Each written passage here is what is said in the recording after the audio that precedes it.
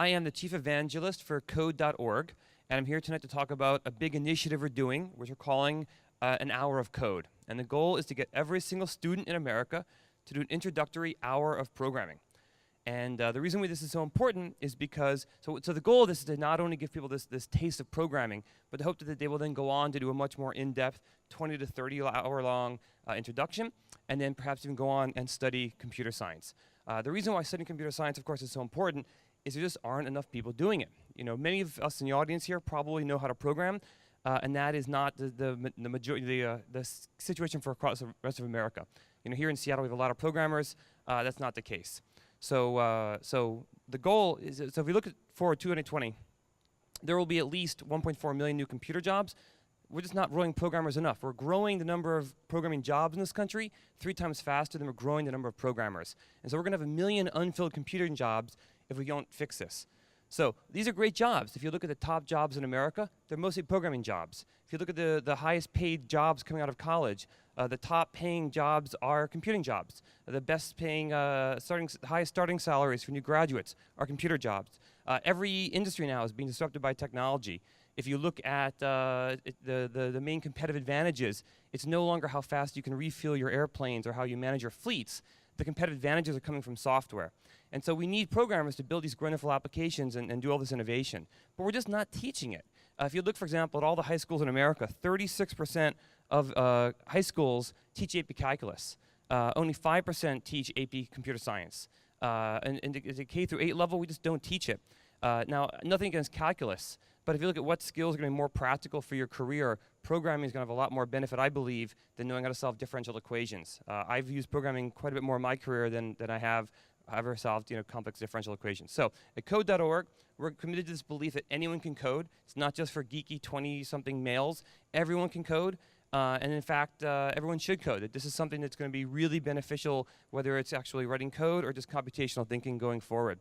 And so the reason I've only been involved in code.org for a few months now, it's been so exciting because it's very easy in this country to get depressed about the state of education.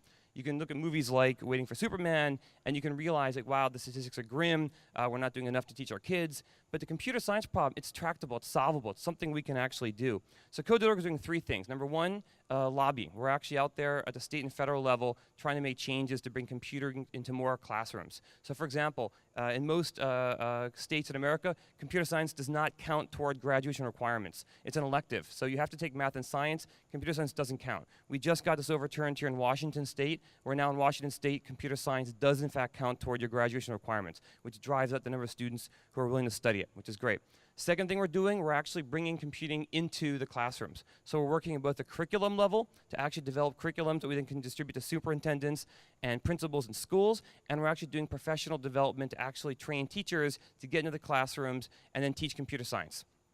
Third thing we're doing is we're air cover. We're actually getting the message out and changing the idea that computing is cool. I don't know how many people saw this video we released in February, but we put out a viral video talking about how anyone can code, and it started a mixture of celebrities, both tech and non. And one of the best quotes in the line was that the next set of wizards of the future are the programmers. And I love this line because computing really, learning how to program really is a superpower. And it really is something that helps you in this increasingly computerized world change what you're doing. And the response to the video was phenomenal. We had 20 million views. We heard from 13,000 schools telling us they wanted our help to bring computers into the classroom. And we got messages like these from a lot of students saying, wow, thanks to that video, I've actually decided what I want to do with my life. I want to learn programming. And so if one little video can do that, what if we tried to do something really big and really crazy? Which brings us to this idea of doing an hour of code. So CS Education Week is one of these national weeks you've never heard of. It's going to be the second week of December. And so our goal is during this week to actually bring an hour of coding to every student in America, or at least 10 million. We have a huge range of partners. Scratch, for example, is one of the little hour-long curriculums we're presenting. There'll be a dozen other hour-long introductions, and we're working with 5 of the top 10 websites to get the word out. We've got a huge range of corporate partners. It's this huge event, but we need your help, right? So this is the kind of thing where it's going across America, and it's not just going to happen top-down. It's going to happen grassroots. It's going to happen in communities by people like you here, getting involved, signing up, not just doing it yourself, but getting your classrooms involved, getting your kids' classrooms involved, or after-school organizations. Yes, we're working with things like the Girl Scouts and the Boy Scouts. We also need to work with individual groups like these. So get involved. Go to the website, hourofcode.org or csedweek.org or code.org. Sign up. And then come second week of December, we're going to need your help to get this, this crazy, ambitious project out there. Thank you.